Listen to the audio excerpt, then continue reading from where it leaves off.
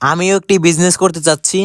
আমার এই বয়সে কি বিজনেস করতে চাচ্ছি সেটাই শেয়ার করবো আজকের এই ভিডিওতে। হ্যালো গাইস, আসসালামু আলাইকুম। কেমন আছেন সবাই? আশা করি অনেকটাই বেশি ভালো আছেন। আমি আপনার দোয়া ও ভালোবাসা অনেকটাই বেশি ভালো আছি। আবারও স্বাগতম করতেছি আমার একটা নতুন ভিডিও নিয়ে। তো আজকের ভিডিওটা কি নিয়ে, ভিডিও ইন্ট্রো দেখে বুঝতে পারলেন।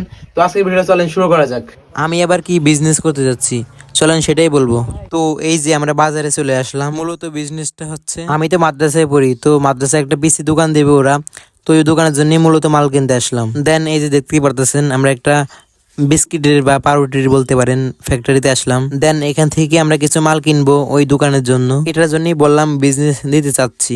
আমি আবার আপনাদেরকে একটু ঘুরে ঘুরে দেখাইতেছিলাম, যেহেতু ওখানে ভিডিও করা এলাও নেই, সো আমি তাও দেখাইতেছি কি কি লাগবে ও নিতেছে। তো গাইস দেখতে পারতেছেন ওই যে আগুন জ্বলতেছে, ওখানেই মূলত পাউরুটি বা বিস্কিট বলতে পারেন ওইটাই বানাই ওখানে। ভিতরের পরিবেশটা আমার কাছে একেবারেই ভালো লাগে নাই। দেন ও যা কিছু লাগে সব নিয়ে নিচ্ছিল। বাইরে হইতে দেখি একটা চাচা কুত্তাকে সিগারেট খাওয়াইতেছিল। আমি তো পুরাই অবাক। দেন আমরা যা কিছু কেনাকাটা দরকার ছিল সব করে এসে একজন চুল কাটবে তাই একটা সেলুনে আসলাম, দেখতে পারতেছেন। আর ও কিন্তু ফোন টিপ দিচ্ছে। আমার আবার মিরর দেখলে একটি ভিডিও করতে ইচ্ছে করে, তাই আমি করে নিলাম। সেলুন যেহেতু গ্রামে, তাই দোকানের ডেকোরেশন এতটা ভালো না। এ আবার ফেসবুক চালাইতেছে, সামনে এমন একটা জিনিস আসলো, বলতেছে এমন একটা বাড়ি যদি আমার আর উনি থাকতো, আহ কি যে ভালো হতো। আর এই যে ওনার প্রায় চুল কাটা শেষ।